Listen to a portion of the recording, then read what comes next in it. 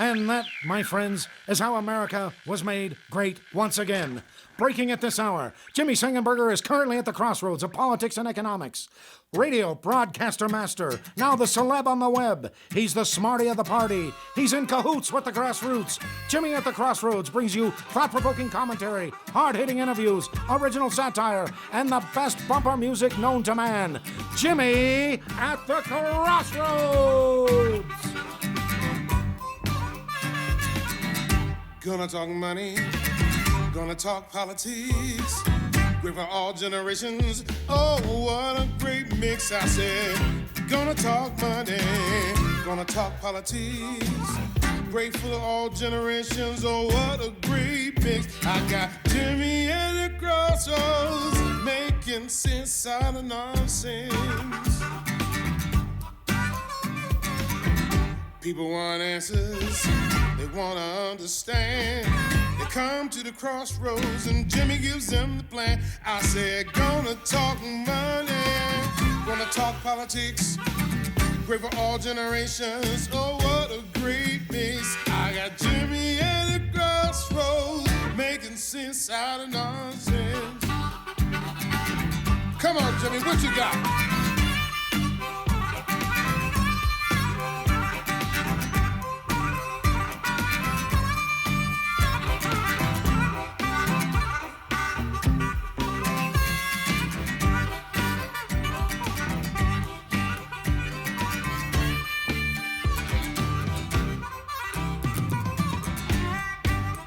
Hello, my friends, and welcome to the 100th edition already, my goodness, of Jimmy at the Crossroads. I'm Jimmy Sengenberger, bringing you engaging, intelligent talk once again in partnership with the Washington Examiner. By the way, the theme song you're hearing with yours truly on harmonica and the great Biff Gore singing the lyrics, we wrote it together.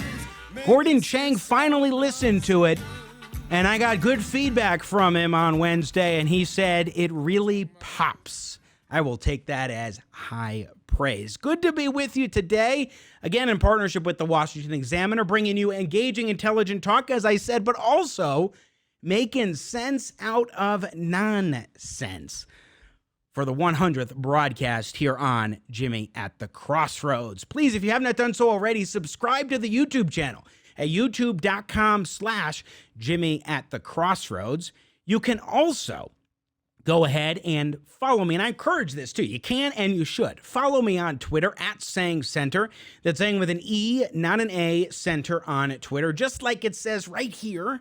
Plus, follow me, like the page on Facebook, facebook.com/Jimmy Sengenberger Pro will bring you to the Jimmy Sengenberger Media Personality page. And of course, Jimmy at thecrossroads.com. We've got all of our content there. We've got the shop. We've got so much more.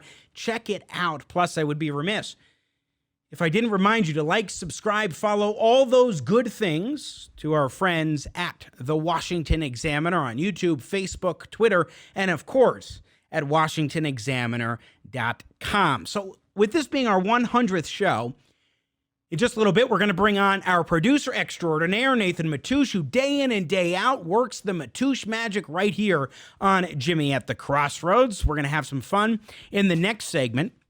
But first, we're going to get serious and talk a little bit about the tragedy that happened last week in Lebanon, in Beirut, Lebanon, where there was an explosion that it just tore into that nation that's already been dealing with economic strife, with political corruption, with so many things. And this massive explosion did tremendous damage to the city. The government now resigning, working to put together a new government at the behest of the president of Lebanon, particularly as protests have beset the country in the aftermath of this, but also not just because of the explosion, but because of all the turmoil I was alluding to that has been going on already.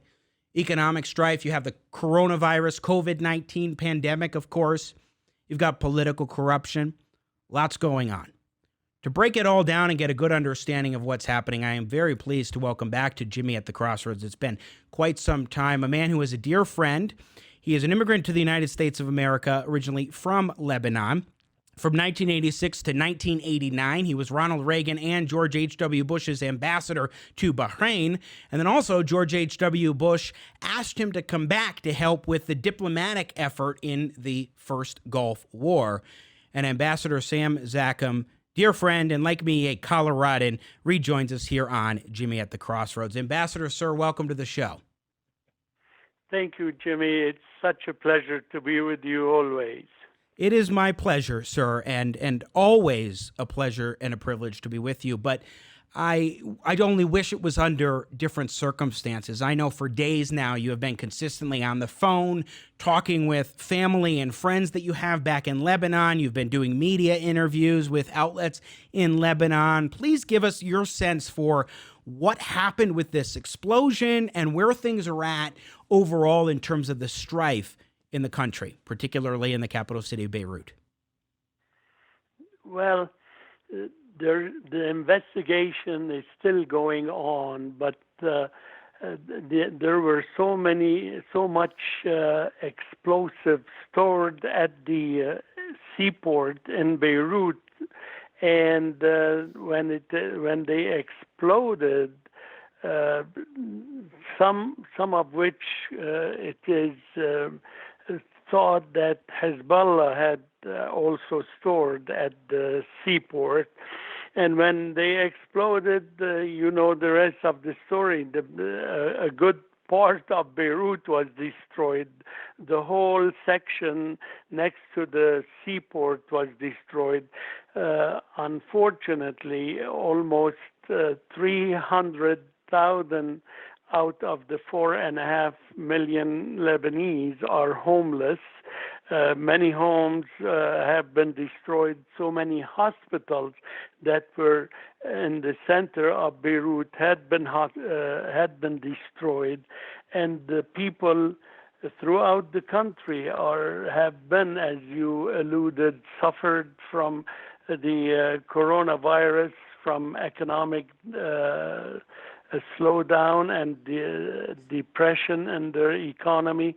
And the worst thing, Jimmy, is the corruption that has been prevailing in both the political and the banking system in the whole country.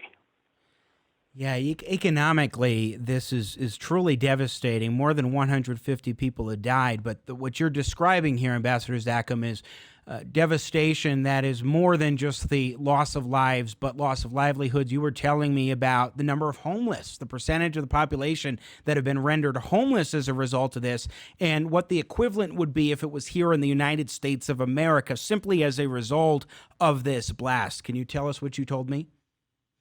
Yes. Since the population is barely 4.5 million people, when 300,000 people are homeless, this amounts to almost 8 million. Oh dear. If it had happened in our country, in America. And the situation with the dollar shortage, the banks are not allowing people to withdraw their money, and they insist on giving them Lebanese currency at the rate of $1 to 1,500 Lebanese pounds.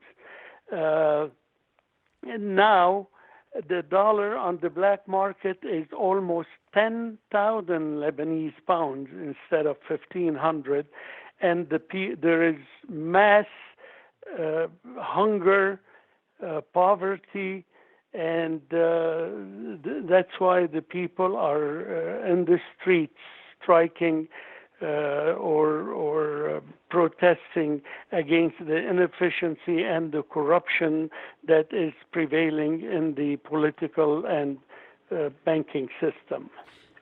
Ambassador Sam Zakhem, again, former ambassador to Bahrain from 1986 to 1989, someone who's been to Lebanon in numerous, I think almost every country in the Middle East, at least a handful of times, I'm sure. What can you tell us, sir, about Lebanon that the American people may not be aware of? Because, look, in the Middle East, you and I have talked about this many times, where you have countries that are dictatorial regimes.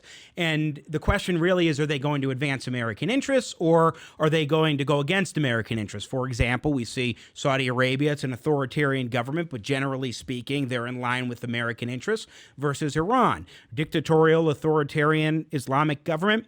They are trying to undercut American interests and work against us every single way that they can. Most of the countries in the Middle East are like that, with a few notable exceptions that at least have some elements of democratic government. Israel is one, and to at least an extent, Lebanon is. Tell us about the Lebanese government structure and sort of just the way Americans should look at this country that is, as you said, 4.5 million people. That's it. It's small relative to American states, too.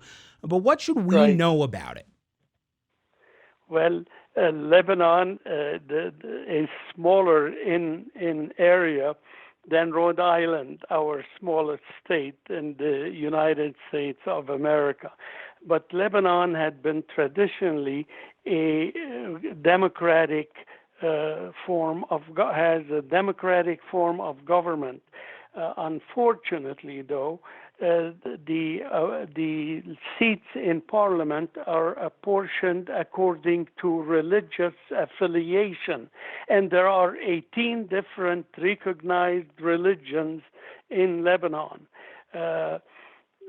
The Christians used to be a majority in Lebanon, but like me, there are so many Lebanese Christians have left there. They were forced out by the Ottoman Empire that ruled Lebanon from the middle of the 16th century till 1918, when the World War I ended and the Sykes-Picot Agreement threw out the Turks out of Lebanon and the Middle East, and Lebanon became a protectorate of France.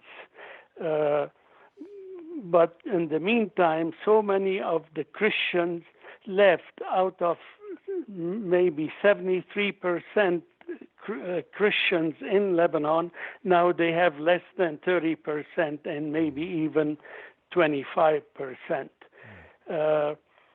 And the Sunni Muslims and the Shiite Muslims are supported respectively by Saudi Arabia and Iran. Iran supports the Shiites, Saudi supports the Sunnis, and nobody supports the Christians. That's one reason why President Macron of France, visited this past week Lebanon and told them that France is going to go back to its protectorate position of Lebanon, mainly to help the country get back on its feet. But even Macron, who is very close to Lebanon, said we will not send aid to Lebanon unless there is political reforms and unless the present form of government is reformed or changed. Ambassador Zakhem, I would just like for you to please say, in terms of at least the modern conception, as Macron in France is putting forward this idea of making it a protectorate of Lebanon again, what does that mean in terms of practicality? Like, what would the implications of that be as far as the relationship between France and Lebanon and what France would do for Lebanon? Well, France could help the Lebanese, most of whom speak French. By the way, I learned the Marseillaise. I learned how to sing Allons enfants de la patrie, the French national anthem, before I sang the Lebanese national anthem in Lebanon when I was in Lebanon. That was the strong influence of France on the educational system, on the social and the political system. And the people loved France a lot. Then France left Lebanon in 43, and surely it's not going to go back to be the protector of Lebanon, but they're going to try and help the Lebanese, and it would be a positive thing for Lebanon, because Lebanon is in a very desperate situation now, politically, economically, socially, you name it. So, again, we're talking with former Ambassador of Bahrain, Sam Zakhem, who also was involved in diplomatic affairs during the First Gulf War, has been well-traveled in the Middle East multiple times a year, typically, and so certainly someone who knows the region very well. In terms of Lebanon, I mean, obviously, we're seeing the aftermath of this blast in Beirut that killed more than 150 lives and also has resulted in, you said, so many who have been 300,000 plus who have been rendered homeless, obviously more economic malaise to come. But so what we're seeing now in terms of the protests in the streets really is something that sort of has been boiling over maybe or piling up over time. And now this is just maybe the straw that broke the camel's back, where they're like, okay, now how are you handling this? We need you to get your act together, government. And that means dissolving the current cabinet, putting in new individuals into that position, which they're in the process of identifying the group, and dealing with these economic reforms. So there are a lot of different dynamics in play. And I think that people just really need to understand that this isn't just about the blast. It seems that the blast is a precipitator of the protests that have been already building up over recent months and years. Here. You said it eloquently, much better than I could say it. It has been boiling for so long, over a year, and well, it's over a year since last June. So, and the people are fed up, and there is one silver lining in the whole thing.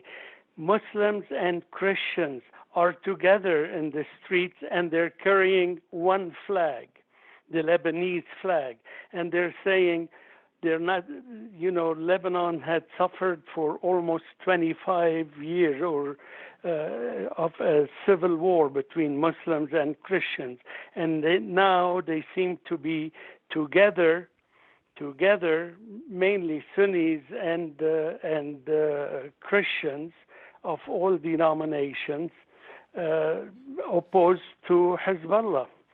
The only one that is not on the street supporting this popular movement, asking for change for the sake of the nation and united together, all of them are together except Hezbollah, the Shiites now, who in more ways than one control every aspect of the political system in Lebanon now. So, in other words, the reason why they wouldn't be allied with the Sunni Muslims and the Christians who are protesting with the one flag is because the Shiite Muslims in Lebanon are those who control the power structures right now, the institutions of government. So why would they want dramatic reforms if they're benefiting from the way things are now? You're right. Since 43, there was a national covenant called Al-Mithaq Al-Watani. The national covenant said that dictated that a Christian Catholic Maronite should be president. The prime minister should be Sunni, and the speaker of parliament should be Shiite.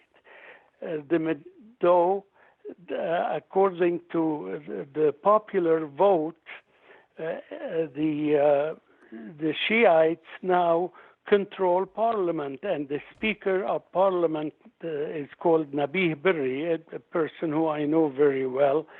has been there forever, almost 40 years. And yes, Hezbollah has the power of dictating who's going to be president, and President Aoun, the president of Lebanon, is allied with Hezbollah. And even though he tell you, no, I am not allied with anyone, the truth is he is allied with Hezbollah, and Hezbollah is running the show. Now, to what extent is Hezbollah a proxy for Iran, particularly in the political context of Lebanon? Because we know in a lot of different areas, Hezbollah being of the same sect of Islam as Iran, follows a lot of the dictates from that country. To what extent is Iran exerting influence over Hezbollah, particularly in its political role in Lebanon, Ambassador Zakhem? Unfortunately, a very strong role. One thing about the head of the religious head of the Shia was Imam Ali. Ironically, he was such a very, very good man. He said, if you're not my brother in religion, you're my brother by birth, that God created you like he created me. Unfortunately, the Iranian regime is very much a very destructive regime now, even to its own people. And I believe the Iranian people who were at one time America's best friends in that whole region of the world, next to Israel and Lebanon, the mullahs have controlled them, but eventually, if the Iranian people have their own say, they will again be America's best friends in that region, because generally the Iranian people are wonderful people. Their political system, their mullahs are terrible. Yeah, Ayatollah, absolutely, without question, and they are malignant actor, to be sure, in the region. We have talked with you before on this program, Ambassador Sam Zakhem, about exactly that and how they are stirring up tremendous strife and trouble all around, not just in the Middle East, but also in parts of Africa as well. Just a couple quick final questions for you, sir. How long do you think it may take to form a new government? And once they reform the new government, which particularly means the cabinet, will that satisfy things, or are there going to need to be constitutional reforms or more systemic changes that will happen? I suspect it's the latter. Well, if I may comment about what you said about Iran, it was so right. Iran is the Iranian regime is a troublemaker all over. And I conveyed this message to the Trump administration at the White House, and cautioned the president not to talk about the Iranian people in a negative way, to talk about the mullah regime in Iran in that way. And let me just say, before you go to my question, I just want to say, to your point, to amplify your point, Ambassador, about President Trump and what he has said in terms of distinctions with Iran. He has actually tweeted out in Farsi before, which shows that he's trying to speak directly to the Iranian people, heeding advice from individuals like yourself to make that distinction clear. Yes, well, thank you for saying that. It is Absolutely. The truth. And I'm glad that he changed his tone and talked against the Iranian regime and not the great people of Iran who have a great culture. Now, as for the government. Lebanon is in such a very, very deep trouble. By the way, the prime minister had just resigned 3 days ago, and he himself is asking for a dissolution of parliament. The Christian Phalange Party asked all its members of the Lebanese parliament to resign. A number of wonderful friends of mine in government in Lebanon have resigned also. calling for reform and asking the president to also resign, because they need a huge change. I mean, a change from the bottom to the top in terms of allowing the people who are protesting in the streets to have their voices heard and to meet their, not all their demands, but to meet their legitimate demands for reform and against political corruption. And by the way, the judicial system is very corrupt in Lebanon. I am a victim of that. They stole my money in the bank in Tripoli, SGBL, it's called Société Générale du Liban. I sent some money so my widowed mother could get its interest, and they stole the money. And they have stolen the money of so many Lebanese of the diaspora overseas. And that really is a horrible system. The people have been attacking the banking establishment throughout the country too. Yeah. Well, and I know that you mentioned that to me a few years ago, that this was going on, and I'm so sorry that you're still dealing, as so many Lebanese from the diaspora have been experiencing, still dealing with this matter of money being just taken from you. I mean, that's really what's going on, money being taken from yourself and many others. But final question for you, Ambassador Sam Zakhem, and then some final words. When it comes to what's next, or what to be watching for moving forward for Americans who, are stirred by what we saw with the explosion and the tragic consequences of that, what should we be watching for from here, particularly that may have an impact on the region and or may impact American interests abroad? Well, our ambassador, Ambassador Shea, is a lady recently sent to Lebanon, has asked American citizens to get out of Lebanon. If the people realize that America is a decent nation, is a good country, and that the American people are probably the most generous people on the face of earth, and they love the United States of America. If you permit me, as an immigrant who on his knees thank God for the privilege to live in America, my heart bleeds when I see Americans spoiled, the best fed, the best clothed, the best housed, the most free people on the face of earth.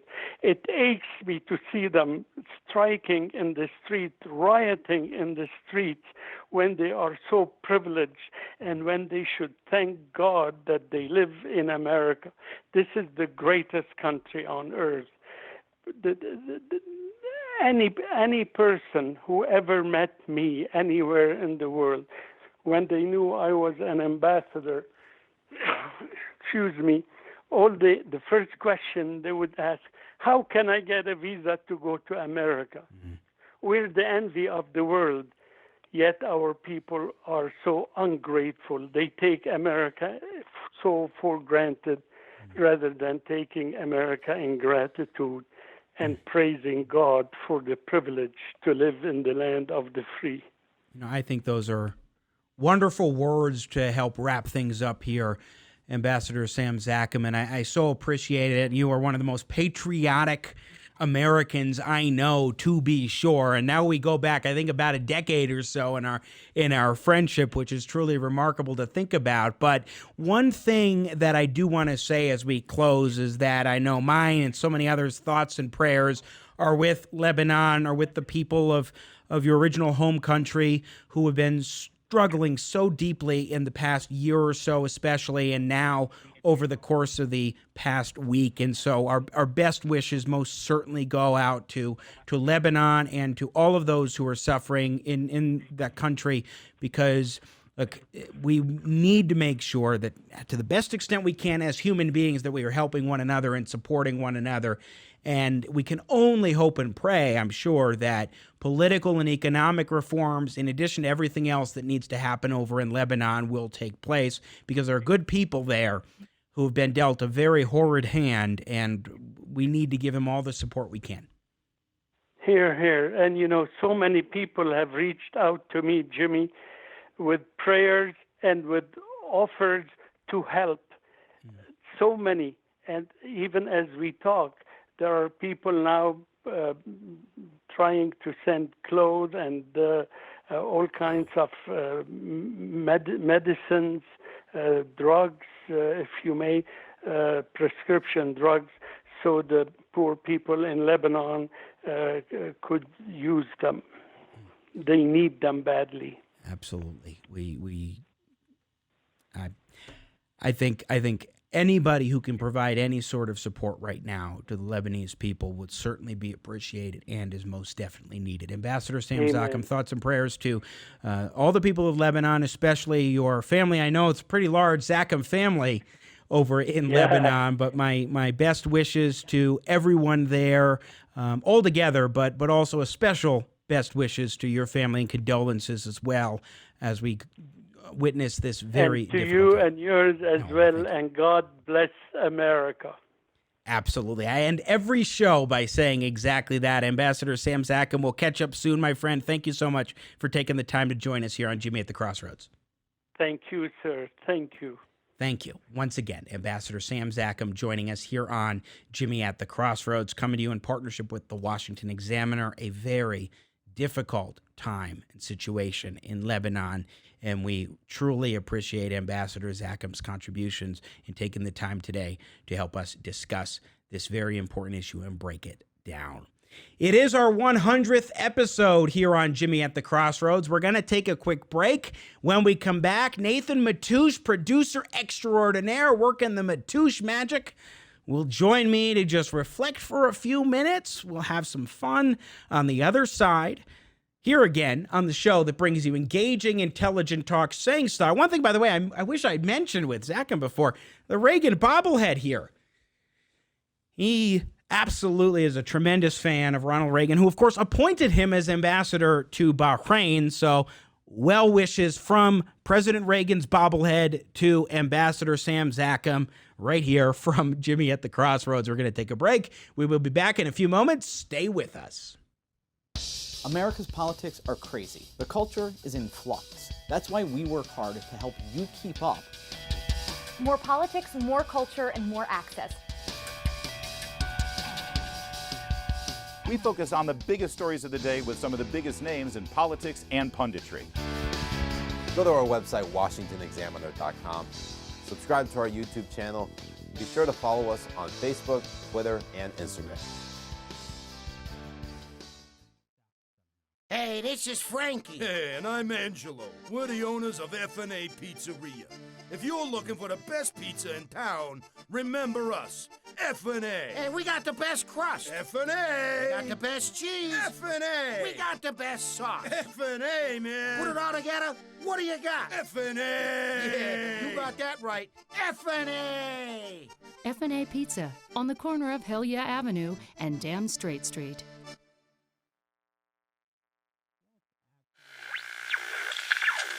You're an entrepreneur. I'll give you the alternative. You're an entrepreneur. Sure. You've got to create 30 million jobs over 3 years. Yeah. Tell me what companies can do that. So, first Tell me of what all, 20 or 50 or 100 companies can do that. I can't tell you a specific companies that can do that because I don't know. In fact, or investors. But what I the don't, greatest investors of right. all time. Well, but I don't presume to think that I know who's going to be the best investor, the best company to do that. Just as I don't think the government is, that I can presume that the government's going to be effective to do that.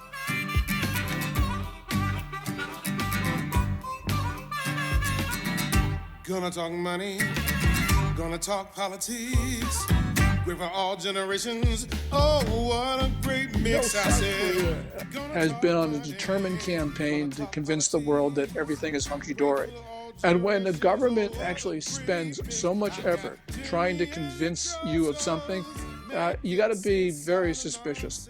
Your lawyers don't tell you even all the evidence that the government has given them, the few meager disclosures that were made literally at the 11th hour after you'd already been coerced into pleading guilty. Hours of video evidence of Nancy Pelosi coming up on your porches and jujitsuing your precious packages, while Chuck Schumer waits in the street in the getaway van because he's too afraid to be a man and do his own dirty work. Come on, Jimmy, what you got?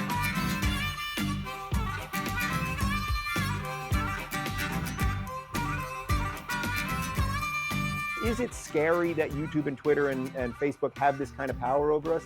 Of course it is. But you know what? These things didn't always exist, and they won't always exist. David beat Goliath. The little guy can beat the big guy.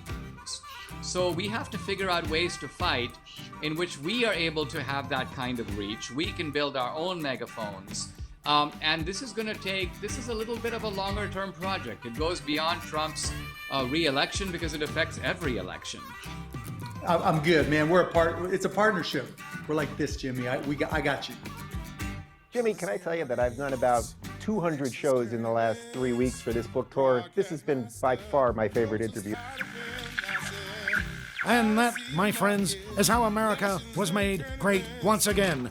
Breaking at this hour, Jimmy Sengenberger is currently at the crossroads of politics and economics. Radio broadcaster master. Now the celeb on the web. He's the smarty of the party. He's in cahoots with the grassroots. Jimmy at the Crossroads brings you thought-provoking commentary, hard-hitting interviews, original satire, and the best bumper music known to man. Jimmy at the Crossroads. I got Jimmy at the crossroads, making sense out of no sense.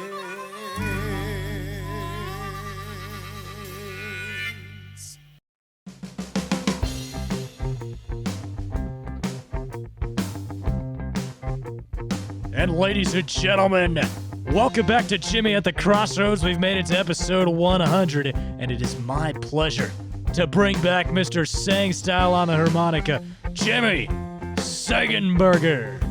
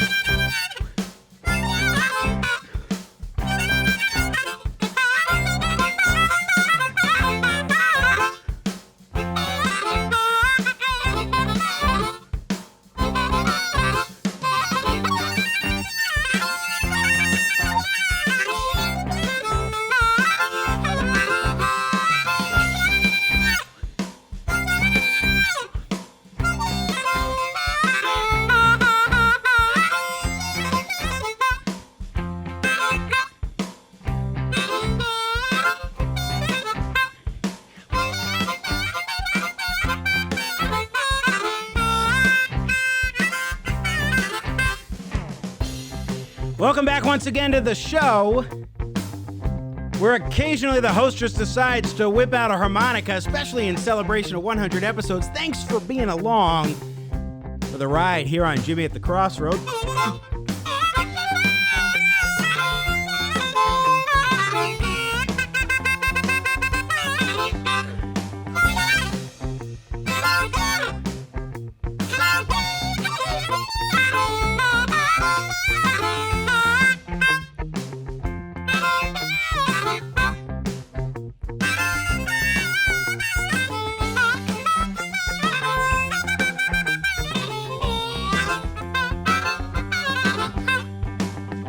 By the way, I got my case of 7 harps here. Well, one in my hand. This one is the F harp. This little blues in C I'm playing along with here on the program, which means I need an F harmonica in order to play along.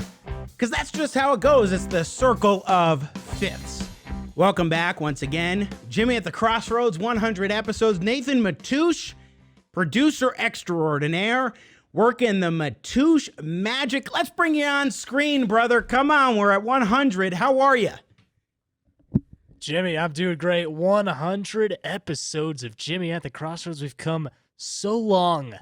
We've come a long way, my friend, since, we've been doing this since about March? Yeah, mid-March. And it has been really something, a lot of behind-the-scenes shenanigans, some positive and fun. Others have been, the challenging things when you're trying to get the tech set up and all those good things.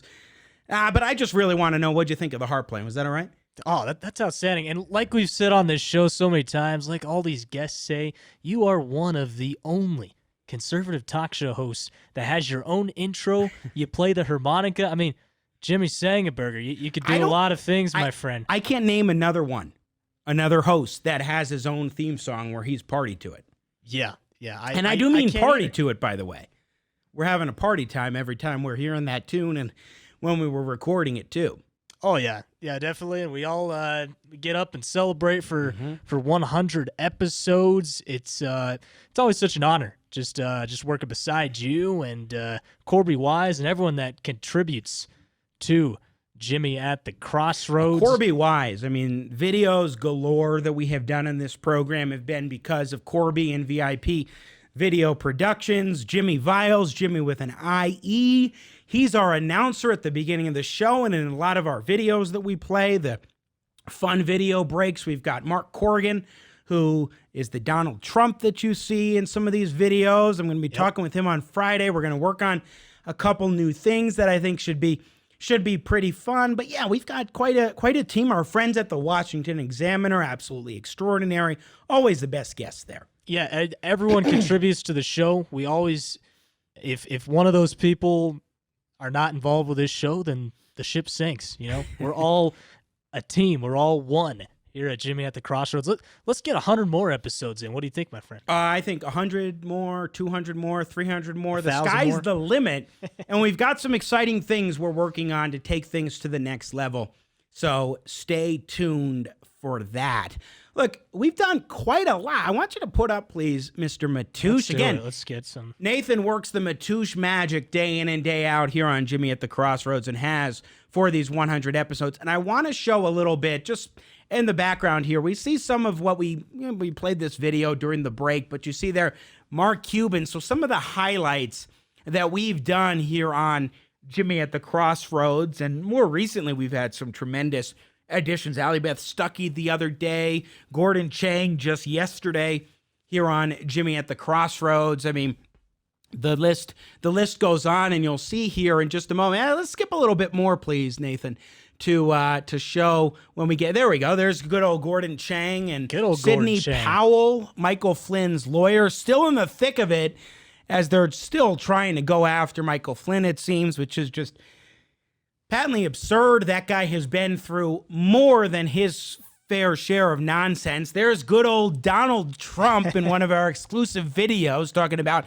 Nancy Pelosi jujitsuing something. Either that or the Porch Pirates one. Well, it is the Porch Pirates one. Yeah, the Porch Pirates. Yeah, that's exactly. Biff Gore is incredible. He's in season 6. From season 6 of The Voice, he's the singer, guitarist in this theme song. He co-authored it with me. He was the main lyrics guy, I'll tell you. I mean, he's the vocal genius anyway. Jimmy, let me ask you something. When we started this show, did you think that we would get this far? Did you think we'd be this successful with these big names, Dinesh D'Souza, Mark Cuban? Do you want the honest answer? Let's get the honest answer from Jimmy Sengenberger. Absolutely.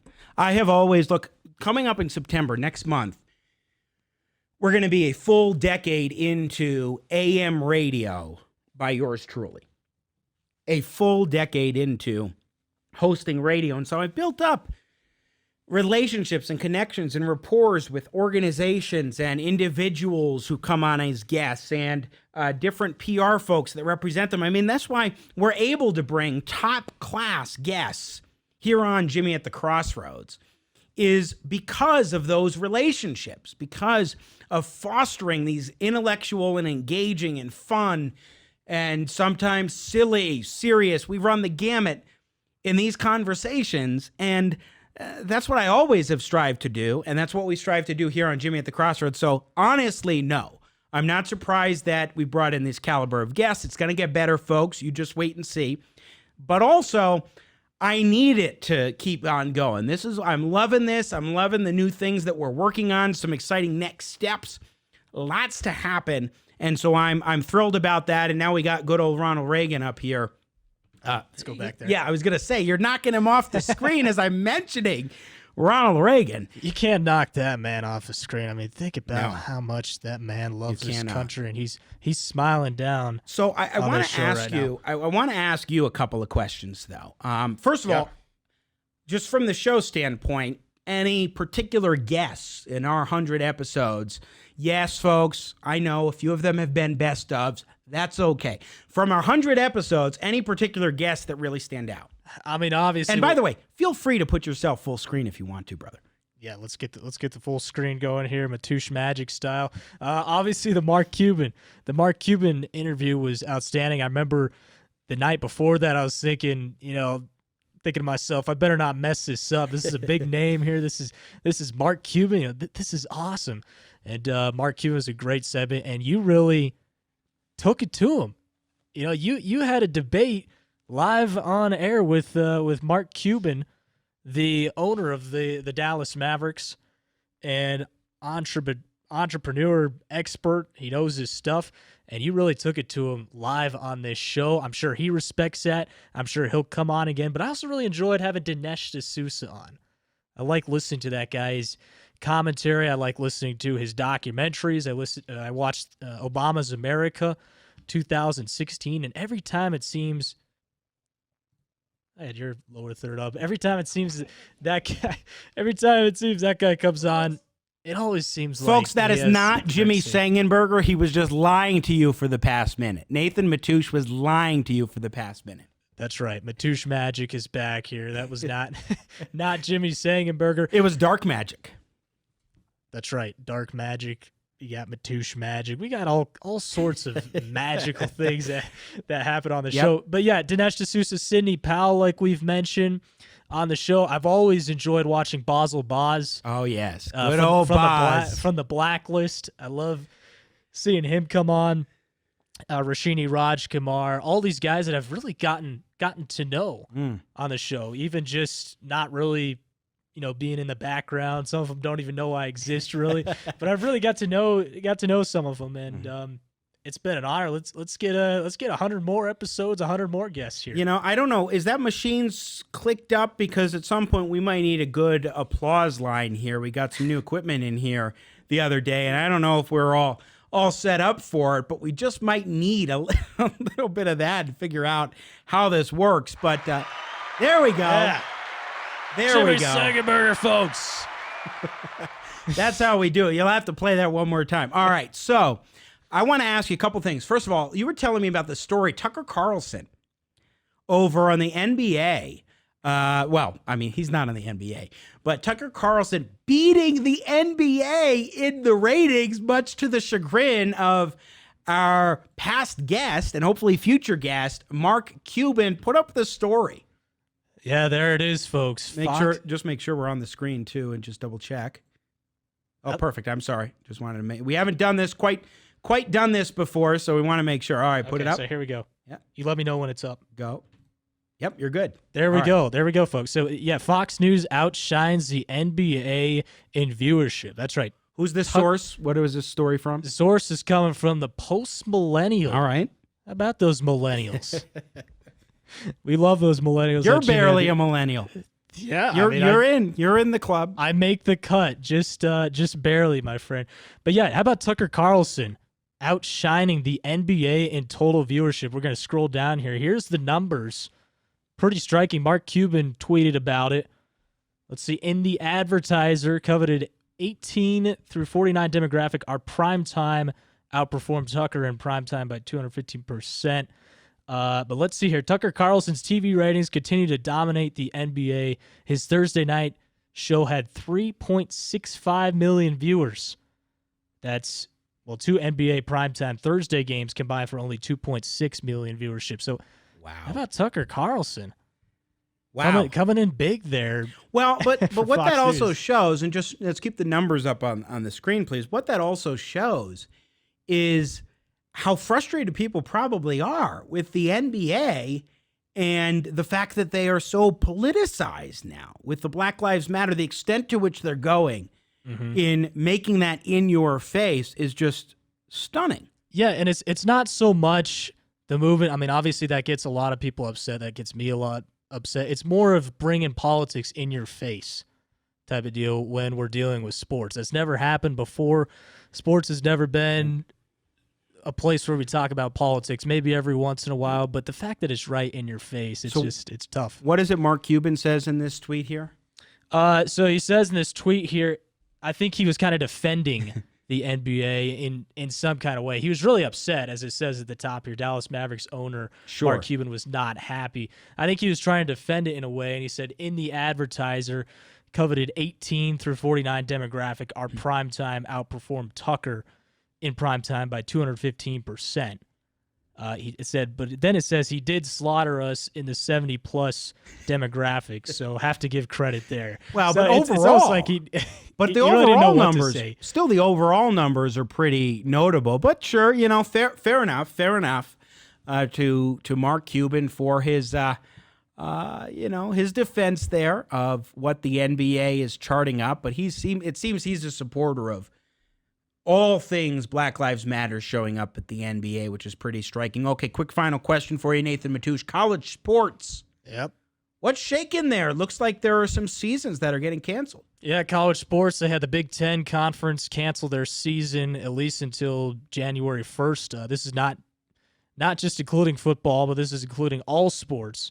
So there won't be any sports in the Pac-12 or Big Ten until January 1st. The SEC and the ACC Conference for college football, they're still in the going. They want to play football. You hear a lot of coaches like Nick Saban from Alabama saying, hey, we're committed to the fall season. And Jimmy Sengenberger, it would just be tough, I think, if we were to cancel any football in the South. I mean, there would be craziness in the streets if there wasn't any football in the South. So I doubt it's going to happen with the SEC and ACC. They're probably going to play football still, but just within conference. But localized here, there won't be any Colorado Buffaloes football, no Colorado State Rams football, no basketball as we know it. It's canceled. COVID has taken college sports for us for at least the remainder of 2020. But at least we can have NFL possibly. The NFL is going to come back. It's looking like they're in the making, and other sports as well. I want to tell you, and it pains me to say this, but because you also do sports announcing in the fall, and in the spring usually you do sports announcing as well in Colorado. And I did tell you weeks and weeks ago that I was skeptical that college and high school sports would actually make a return. Unfortunately, I didn't want to say that, make that prediction, but unfortunately, it's borne out, and that's what's happening. So, yeah, it's all right. It's hard, my friend. It's hard, but we'll get through this. And hey, we still got JATC. We got 100 episodes in the book. So much more to come. I'm excited. Free to choose Friday tomorrow. Still figuring out exactly what that's going to entail, but do not miss it to be sure. Nathan Matoush working the Matoush magic as producer extraordinaire. Fantastic job as always. And thanks, brother. We're going to keep it going. We're going to keep it going here on Jimmy at the Crossroads. We've gotten to that 100 mark, and we appreciate you being along for the ride. Come on, Nathan, give me a little applause, love for a moment. I'm just kind of thank you very much. No, indeed, seriously, thank you for being along for the ride. Please share the content. Let's get a joke in here. Spread. I don't have a good joke on me right now, Mr. Matoush, but maybe tomorrow. Maybe we'll figure out a free to choose Friday joke. But one of the things that I just want to say is that we appreciate you sharing the content, getting it out there, subscribing, encouraging others to subscribe. We're really trying to build this thing up. We've got some exciting stuff coming up on the other side in the coming weeks, so do not miss it. Thank you so much. Thanks to Ambassador Sam Zakhem for joining us, breaking down what happened in Lebanon, to, of course, Nathan Matoush, producer extraordinaire, to the Washington Examiner, our partners here on this very program, and once again, to you. We appreciate you joining us tomorrow. Free to choose Friday. Do not miss it.